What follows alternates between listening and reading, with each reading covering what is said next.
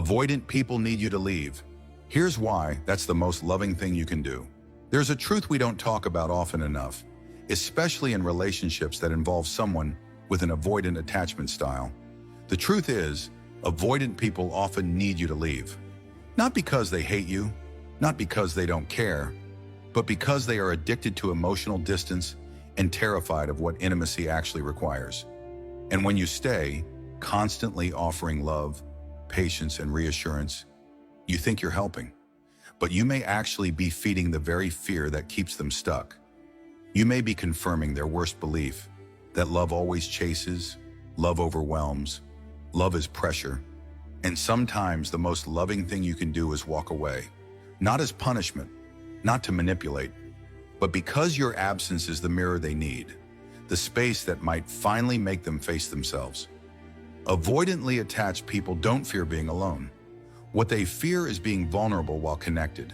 They equate closeness with losing control. So every time you lean in, they instinctively lean out. They pull back, shut down, or go cold. Not to hurt you, but to protect themselves from an intimacy they were never taught to feel safe in. The paradox? Deep down, many of them crave closeness. They long for the safety and warmth of being understood. But they've also built their entire psychological survival strategy around avoiding it. That's why loving an avoidant person often feels like trying to hug a ghost. They're there, but you can't quite touch them. And the tighter you hold on, the more they disappear. When you stay in these dynamics too long, believing you can love them into healing, you start to bleed. You lose yourself trying to prove you're different from the people who hurt them. But in doing so, you play a role in their avoidance. You become the pursuer to their distancer. And this dynamic isn't just painful, it's repetitive. You keep giving, they keep resisting. You ask for connection, they withdraw, and round it goes until you're drained, anxious, and questioning your worth. Here's where the hard truth comes in. Sometimes your love becomes a wall they hide behind, and your presence becomes the excuse they use to never confront their emotional limitations. That's why leaving isn't cruel. It's clarity. Now let's be clear, leaving doesn't always mean forever. It means stepping out of the caretaker role and returning to your own center. It means no longer bending into emotional contortions to make someone else feel safe. Because real love isn't about proving your loyalty to someone who avoids you.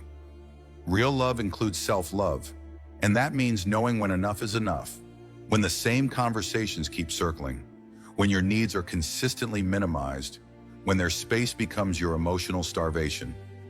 That's when love transforms. It becomes boundary, it becomes silence, it becomes release, not from anger, but from wisdom. Avoidants often learn their survival early in life. Parents who were intrusive, inconsistent, or emotionally unavailable. So they grew up believing closeness was either suffocating or unreliable. As adults, they repeat this pattern unconsciously. They attract partners who want connection, but don't feel safe enough to demand it. And you might be that partner, empathetic, loyal, full of hope. But when you ignore your own pain to keep the connection going, you become invisible to yourself. That's why walking away is not abandonment, it's realignment. It's telling the avoidant, I see your fear, but I won't let it consume me. And that boundary is often the first crack in their emotional armor. There's a myth that healing avoidance requires constant patience, that if you just wait long enough, love hard enough, or sacrifice deeply enough, they'll finally come around. But this thinking often traps people in emotional limbo. You're not loving them, you're managing them. And no one heals by being managed. People heal through self-awareness, through experience, through consequences. Sometimes your absence is the consequence that opens their eyes. Sometimes it's the silence after your exit that speaks louder than years of begging for connection. And yes, it might hurt them, but it also might free them. When you walk away from an avoidant partner, they may not chase you. That doesn't mean they don't care. It means they don't know how, or they're frozen in the very fear that has ruled them their whole life. That moment, when you finally stop trying, stop fixing, stop rescuing, is where your power returns. You stop acting from fear of loss and start acting from love for yourself. You realize that true love isn't about staying longer. It's about staying true. And when someone repeatedly chooses their comfort zone over real connection, that's not your cue to stay loyal. That's your cue to leave with dignity. The beauty of letting go is this. It creates space. Space for you to heal from emotional neglect disguised as patience. Space for them to sit with the emptiness they usually run from. And sometimes that emptiness is what they need to finally grow. Because avoidants rarely change in comfort. They change in disruption. They need to feel the cost of their defenses. They need to experience life without the safety net of your presence. That's when the real work begins. Not always, but sometimes. And even if they don't change, you do.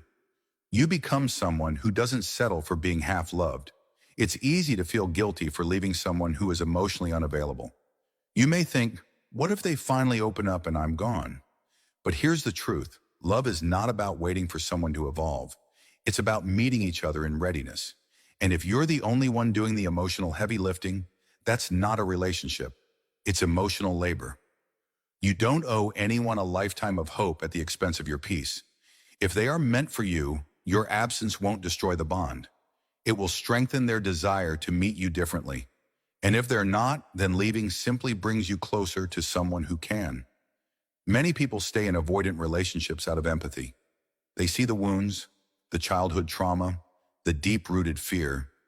But empathy without boundaries becomes self-betrayal. You end up loving someone more than they are willing or able to love you back. And that kind of imbalance becomes your wound. It teaches you to accept emotional starvation as normal. It trains your nervous system to settle for crumbs. That's why the decision to leave is often a rebirth. You're not giving up on love. You're finally choosing the kind that doesn't require you to disappear to keep it alive. Sometimes leaving is the first time you choose yourself without apology. The first time you stop explaining your worth to someone who couldn't see it. And in that moment, you reclaim something sacred. Your right to be met, not managed. Your right to be felt, not feared. Avoidant people need you to leave, not because they don't want love, but because they need to meet love where it actually lives. In openness, in presence, in risk. And as long as you keep cushioning their avoidance, they'll never get there. So leave. Not to abandon, but to awaken. In the end, you are not responsible for another person's healing. You are responsible for your own. And sometimes the most compassionate thing you can do for someone who fears connection is to stop proving that you'll never leave, and instead lovingly walk away. Let them sit in the silence. Let them feel the weight of what was lost. Let them for once reach towards something instead of retreating from it. Because if they ever do find their way back, truly back, it won't be from fear. It will be from love. And if they don't, then you've still won. Because you chose truth. You chose peace. You chose you. So if you're in a relationship with someone avoidant and your soul is tired, your voice is unheard, and your heart feels like it's always waiting, remember this. Your leaving isn't a failure. It's a form of love, a deeper love, one that honors their journey, but no longer sacrifices your own. And that kind of love, that's the kind that heals. Not just them, but you too.